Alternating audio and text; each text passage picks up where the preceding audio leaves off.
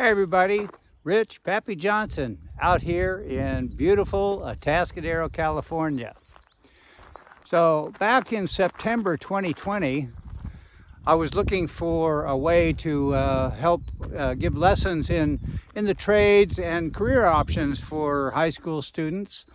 And I stumbled across a construction site in September 2020. And they were building the house that is behind me here. They were building that house right there. I stopped down and spoke with the general contractor. They were just putting the forms in to pour concrete, as I recall. And he graciously allowed me to return, which I did many times over the following months. And also with the permission of the fabulous owners, Rick and Faye Roberts, who developed the site as a spec property, which means a speculative property. They bought the property, built the house, and sold it as a way to make money. So they were so gracious in allowing me great access to every phase of construction. And while we were out here, we learned many possible job options if you like being outdoors or being involved in construction. Starting with just marking out the road where holes have to be dug for utilities. And the people with the heavy equipment who grade the property or dig trenches. And the suppliers who have materials delivered to the site. And then the salespeople at the supply house that help put the orders together. And then before that, the people who manufactured the materials that go to the supplier that are then delivered here or a place like this to build a residence or any other structure. So that was in September 2020, and we did this through March of 2021 when the house was completed and sold, and they're actually the buyers of the property are happily ensconced in their new home right now. I want you to enjoy this video and look at it as a way of being aware of career options. If you're interested in outdoor work, construction, any of the trades, there are so many possibilities, and probably on this job alone, a couple of hundred jobs are involved in the process of building this house. Let's take a look, view all of the short videos I did of the process of construction, some of them with interviews with the contractors and or workers. So I hope you enjoy it and you can get a little something out of it. Thank you so much again to the Roberts and to Jerry Wilkinson, the general contractor, for allowing me such great access. And I hope the students get something out of it. So cheers, peace out, until next time.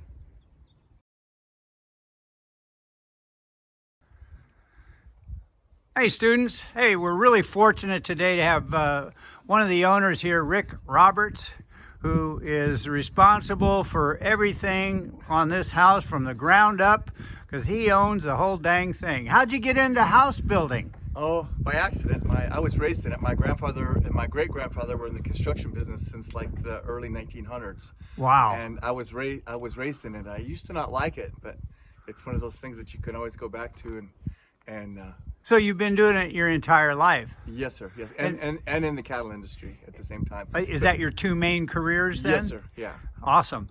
And which do you like better, raising cattle or building houses? Well, it depends on the market.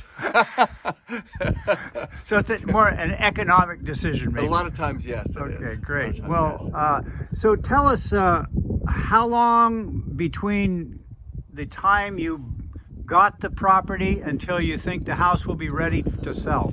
Roughly 6 months. During this situation we're in with COVID, there's a lot of supply lines have been disrupted. Like the roof that we're doing now, we were supposed to have this 3 weeks ago. So things are taking a little bit longer than normal. Usually we can get it done in 4-ish months. Yep, But and with you were talking earlier today too about PVC, Yes. conduit, your electrical boxes. Yes, there's just a lot of products right now that the production has slowed down, and so we're just having trouble getting a lot of supplies. So you do all aspects, you understand all the aspects of construction here, and both the ins and outs, planning, the economics. what would be the jobs on site on a construction site that you would recommend to students who are interested in the construction industry? That's a really good question. I would go into, if I had to do all over air conditioning, HVAC is what they call it now, plumbing, electrical, you'll never go a day without work. That's really great. So we're happy that you've invited us here to film your project. Can't wait for it to get ready. Hope it sells in 2 days and you're on to the next one. Thank you very much. All right, thanks. Here at Carmel Road in Atascadero again, things are really sailing along. We're starting to work on finishes. And this is Faye Roberts. She's one of the owners, and it's mostly her decisions on the design finishes within the house. So what do we got here, Faye? Well, what we have right here is some, this is quartz. And so we either go with a quartz product or a granite product. Like right there's granite, and this is what we're going to be using in the kitchen.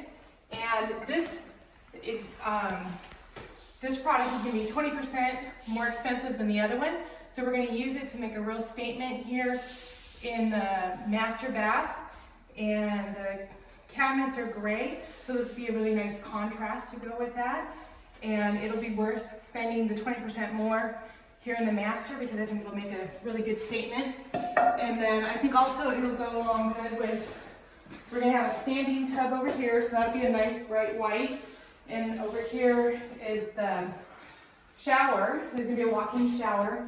And we're gonna have a real, that's gonna be a statement wall with some really pretty tile that I'm gonna go pick up later today, and a pretty gray. So this will make a really nice contrast when designing the finishes and everything for the house. So how did you get interested and started being interested in the design process, in the look and finish of things? Yeah, well, kind of interesting, I guess. I just have been in construction my whole life, and I have just recently got back interested in doing it again. My husband encouraged me to say, you know what, this is what you know, why don't you get back to doing it? So I did, and just kind of had to get a little bit of confidence to trust my gut to say, okay, I know what I'm doing. I know how to run the job sites. I know how to pick out the stuff, and really just kind of had to have faith in myself that I knew what to do to go ahead and do it. So. And what's your favorite part of this process of either building or remodeling a house? I would say, I mean, we're building spec homes now, but I do prefer the fix and flips. My favorite part is moving walls and doing the design. Like when you first walk in and you see a property and you think, okay, this is what I want to do. I'm going to move this wall or do that. And I really miss that doing the spec homes. I enjoyed the design, like this kind of stuff, but and we did, actually when we designed this house, we took it up, the ceiling up to 9 feet, so then we would have a full span truss, so then we didn't have any load-bearing walls, so we could move the walls around. And excuse me, what's a load-bearing wall? A load-bearing wall is when you have shorter trusses, roof trusses, and you have to have a wall to support that weight. Okay. So when you change the truss calculations with the truss company, so instead of having, they kind of slapped an old house design on this lot, and we had the opportunity to buy this lot with the plans and permit in place. And what benefit was that to you? That was a huge benefit for us because money-wise, a part of the permits was already absorbed into the cost of purchasing it, and also it saved us about 1.5 years in timing, and even more so now with COVID, of the whole process of getting the permit. So it saved us about 1.5 years. So stop and think about that for a minute, students. 1.5 years normally from the time you want to start a project until you can actually put a shovel in the ground. Exactly. And then you know about the whole retaining wall thing and how long that took, but we worked with the engineers a lot on getting that whole redesign and the placement of the house because we had such a small pad area to work with, and I think we really came up with a winning plan with that. And then with this house, it was like a 1970s house design that they slapped on here that we really did not like. like had the kitchen where the woman would have been looking at the retaining wall. That's never gonna work. So we went and the really low ceilings everywhere, which is old design. So by taking it up to a full 9 feet straight across, we could move the walls around to what we liked and really come up with a really winning design. And we worked with the engineers, and you know, it's a real team effort, everything that we do. Great. Yeah. Well, we look forward to seeing when some of these things get in place, so we can see your vision when it's finished. Thank you so much for sharing. Thank you. All right. Hey, You didn't know I this is was on. Faye and Rick, the owners and developers, builders of the house, and Rick's going to tell us about the permits and the process of getting them okayed, approved. What do you got there, Rick? Well, as the house is being built, there's certain stages that have to be inspected. And this is actually the official card where the inspector will sign off on it and the date he was here. It would be like foundation, nailing, I see. roof Yeah, nailing. foundations, subfloors, framing. Each one has to be signed off by Right. somebody. Insulation. Glass and County insulation. inspector. I'm sorry? From the county inspector. County inspector. We happen to be not in the city here. We're in the county area. And this is from the fire, from Cal Fire. So this is for the sprinkler system, and then the final when he does his walkthrough. Okay, so that's for the fire system. Anything else fire-wise that they're looking at to give you approval? Or is it just the sprinkler? The sprinkler system, access. We had to have a bridge. We had to put a sign on the bridge to show that the weight limit could hold a fire truck. And what's the weight limit on the bridge? 72,000. That's a lot of weight. That's a lot of weight, yeah. And also the numbers on the house and the numbers Yeah, of the street. they have to have 6-inch numbers. It used to be 4 inches, now they changed it to 6 inch. Okay. So they have to be located at certain So all these little spots. details, it has Yeah. to be done or they won't final you. Yeah. And even though it seems so non-important, it's... And if you miss something like the wrong numbers, how much of a delay does that cause you in getting that inspected again? You'd schedule him probably back for the next day. It gets canceled and you have to reschedule with them. Okay, Yeah. So. great. And any more permits, or is those are the ones that you have These are handy? the main ones right here. Okay, great. Well, thanks a lot, and soon you'll be done, right? Soon we'll be done, on to the next one. There you go. All right, so we are out here at Carmel Road, and you can see we're getting down to the end here, getting down to the nitty gritty, and in charge of the whole thing here is Jerry Wilkinson, the general contractor, and he can prove it because he's got a tool belt on. That's right. Right. So, what was your first job in construction? Oh gosh, probably with my dad in 1970, doing some apartment complexes up in Paso Robles. Oh, great. So, what part of construction is your favorite? What I'm doing now is finish work. Uh-huh. Baseboard, cabinets. I like doing the cabinets, installing doors and all the casing and baseboard and stuff like that. Anything that pertains to the finish work. So you got into it because of your dad. And what's the crappiest part of the job?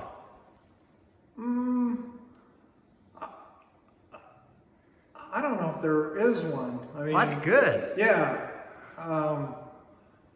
I know I got to do just about everything, from concrete up to the finish. Yeah. So, Well, and still do. I still do, but, I like not to do framing unless it's something small. Okay. But, yeah, outside of that, and I like doing it still. I'm getting up there in age. So if a student wanted to get involved in construction, and particularly if they may not have a lot of experience with even hand tools or something, what would you suggest to get started in the construction field for them to get a start somehow? Yeah, well, the way I got started, fortunately, my dad got into it, so I got into it with him. And you basically want to, if you want to do this, you have to just probably start from the bottom and be a laborer, and then go up the ladder. Digging holes, cleaning up. that's exactly what I did. And watch carefully. Yep, and do a lot of, I learned a lot just from watching other people. Great. Well, I appreciate it, and the house looks awesome. You can tell you like your job, doing just a magnificent job. So, Thank you. thanks, Jerry. We'll see you. You're welcome. So we're trying to get this place wrapped up and into escrow, and one of the final things is a final inspection. Is this the final inspection? This is the final inspection. And this is Chief from the County Building Department. Chief, tell us what you had to look for. Good afternoon. The first thing we look for is overall compliance with the approved drawings and the permit package. If the permit says, to build a single family dwelling and you have an approved set of plans, you go through those plans to make sure that the build matched the plans in the approved permit set. So if it's a 5,000 square foot 2-story, I'm looking for 5,000 foot 2-story. The other thing is we're looking for basic compliance, plumbing, electrical, mechanical, all the basic life safety support. So as long as all my fire sprinklers and all my wiring was done properly, there would be no inherent life safety issues.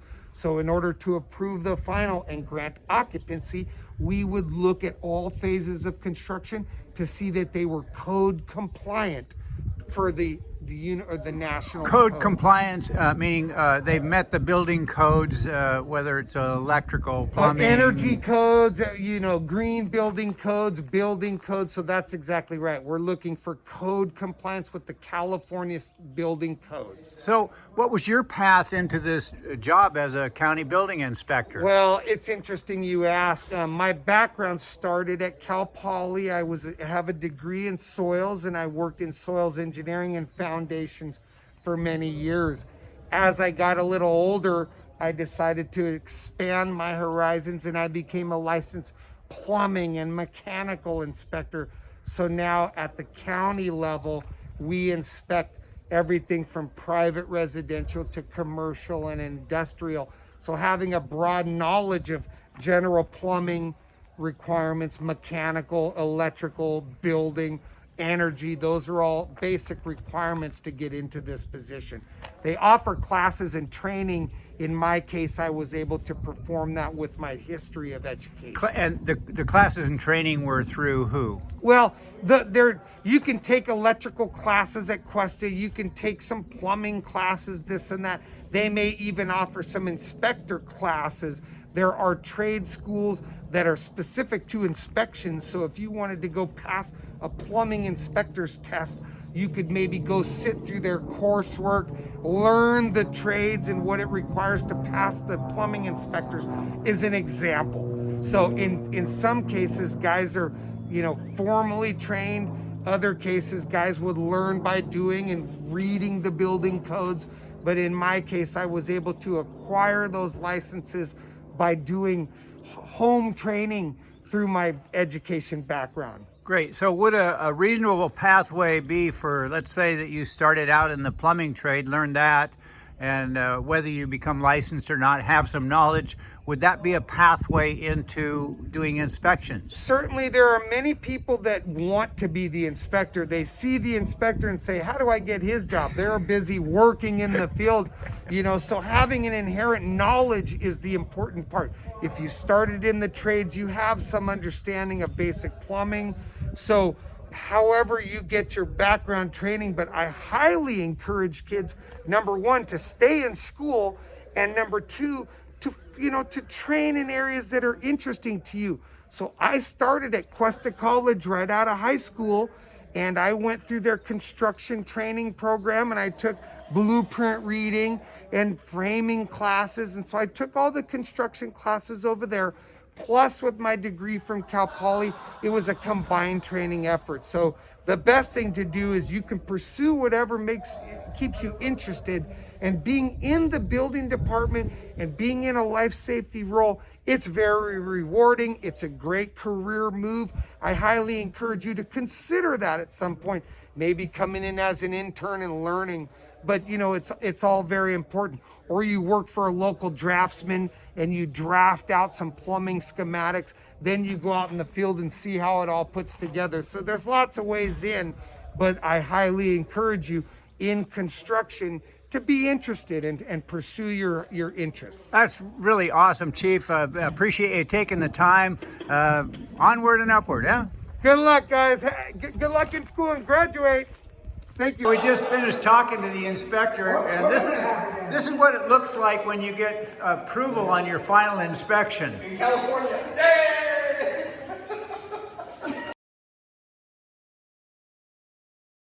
Hey everybody, Rich, Pappy Johnson here, and back out at Carmel Road.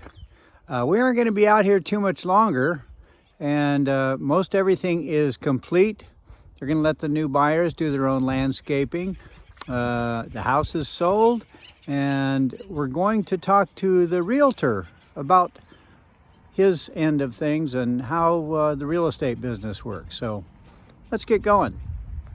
Hey everybody, so we're back out here at Carmel Road, and one of the last things that has to be done after a few finish up items is to sell the house to somebody else.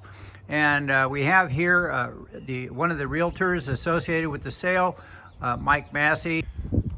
Mike Massey is associated with the realtors who are selling the house, and they're with Remax Success in Paso Robles, California. Mike, how you doing today? I'm doing good. How are you, Rich? Doing great. So you want to show us around the house and tell us a little bit about Definitely. Come on in, guys. So this is a 3-bed, 2-bath home, completely new construction, as you can probably tell. Around 1,800 square feet. Just beautifully well done, great detail. Yeah, come with me. it? What are some of the features that buyers are looking for these days? What buyers are looking for, well, fun fact, we are in the, here's bedroom 1, but we are in probably one of the busiest and craziest real estate markets ever right now. So for certain homes, we're seeing multiple offers. Some homes I've seen 13 to 15 different buyers offering on a home, asking well over asking price. But what most buyers in our area are looking for, first off, there are a lot of out of the area buyers, San Francisco, LA, they can work remotely now. So they're looking for they've been living in an apartment or a condo in LA or San Francisco, and they want to have a backyard now or want some land. Just kind of want, every town USA type of feel. And so pretty much when I talk with some first-time home buyers, 3-bed, 2-bath, they would like a 2-car garage, backyard space. Everybody wants a backyard, especially kind of my generation of buyers and pretty much everyone, kind of 35, 40 and under, that first-time home buyer age span. They want a backyard. So you mentioned your generation, and you're a young person in real estate. It's really awesome. And as we go through the house here, tell us a little bit about how did you get involved and what were your first jobs out of school? So I graduated from Mission Prep in San Luis Obispo back in 2015. So I just turned 24 years old. I went to Arizona State for a short time to major in sports journalism, and then I left that to pursue a career in stand-up comedy in Orange County and LA and the Phoenix area where I was. Did you do any improv? No improv. I wish I took Okay, some improv. I was going to say, tell me a joke right Yes, now. no. I do highly recommend though. Improv classes are very important. I recommend that for all people. So did that. That was my life. Then I got into real estate a week before my 20th birthday in Newport Beach. And yeah, I was in a sales marketing position for a real estate team. Did that, and I've been selling now. So back up here a little bit. So you started in marketing with Yes. a real estate team. Yes. To gain the knowledge to then become a real estate, Absolutely. licensed real estate person. Absolutely. I recommend that. I have friends who ask me about getting licensed and certain things like that. I say, get connected with a real estate team or with a realtor. Start in like an admin position and a sales and marketing type position before you get your license. It's always good to just get your foot in the door, get a little wet before you truly take that step of being a true real estate professional. Really kind of any kind of thing you do. If Would you- jobs like working in an escrow company or a mortgage lender or title company, are those things that might lead to a career selling real estate? They can. I've met multiple realtors who do escrow, lending, and real estate. I've known people who do all three. I've known people who did home inspection, and I know people who did real estate and then became home inspectors. Yeah, a lot of people in the real estate industry, when it comes to escrow, title, lending, real estate sales like myself, there's many people who wear different hats. I know many lenders who have real estate license and brokerage license. And yeah, it's interesting. Kind of when you get started in real estate, no matter what part of the industry you're in, you kind of stay forever, but you can wear different hats throughout the way. Great. So you can grow into your position and change, probably change types. You could do residential real estate or commercial real estate, agricultural real estate, I imagine. Yes, yes, definitely. There's a handful more residential realtors and what seems to be like a handful of commercial realtors. Around here, usually most realtors have a niche of either residential or ag-based realtors or commercial realtors.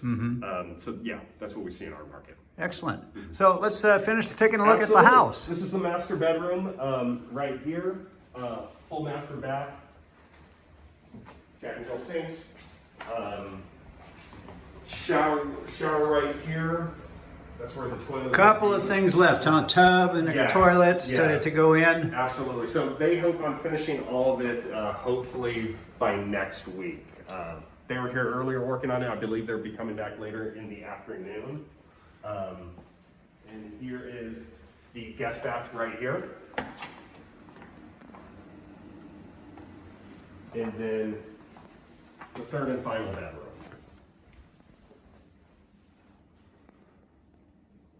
Excellent. So, any tips as to how a student would approach a real estate team to see if they had any entry-level positions in the office or marketing or doing anything like that? What's the best approach to somebody to get into the field? Absolutely. I would recommend researching some of the top level producing agents in your local market. Put a resume together, just pretty much approach them. I got a call from a young man last week who lives in Opoma, who's just looking for a foot in the door in an admin role, and so he and I have been communicating. But yeah, that's what I would recommend. I'd recommend put your resume together, approach a realtor either via email or phone numbers. When it comes to realtors, our information is very easy to find. So just look it up. You can feel free to contact me and I can point you in different directions. But how I got started in it was just pretty much approaching real estate offices myself or top level real estate teams to find what would be a good fit. Great. Well, really appreciate you taking the time today, Mike, to show us around and tell us a little bit about your career in real estate. Thanks a lot and good luck with the sale. Thank you, Rich.